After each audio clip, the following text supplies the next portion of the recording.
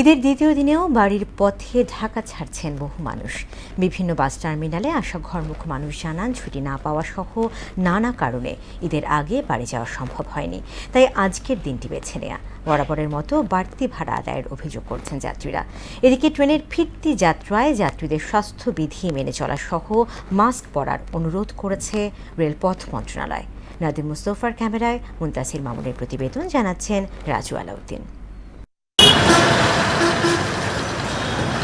ঈদের দ্বিতীয় দিন, অথচ সকাল থেকেই গাবতলী বাস টার্মিনাল যেন ঘরমুখ মানুষের স্রোত। ঈদের আগে না পারলেও পরিবারের সাথে ছুটি কাটাতে রাজধানী ছাড়ছে তারা।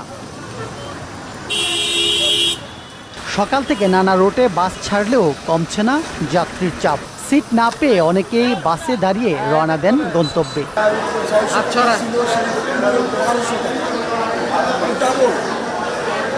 অতিরিক্ত ভাড়া আদায়ের অভিযোগ করে যাত্রীরা বলছেন, কোনো কার্যকরী ব্যবস্থা নিচ্ছেন না কর্তৃপক্ষ। প্রশাসনের নজরদারি চালাচ্ছেন তারা। আজকে অনেক ক্রাইসিস, আমরা এসে দেখতেছি যে গাড়ি কোনো টিকিট নাই, কারণ যাত্রীর চাপ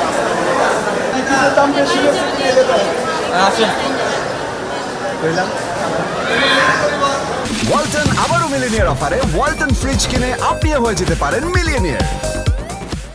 অভিযোগ অস্বীকার করে বাস কর্তৃপক্ষ বলছে, নির্ধারিত ভাড়াই নিচ্ছেন তারা। গাড়ি কম, যাত্রীর সংখ্যা বেশি, বিশেষ করে কুরবানি ঈদের পরে 2 দিন যাত্রী একটু বেশি থাকে।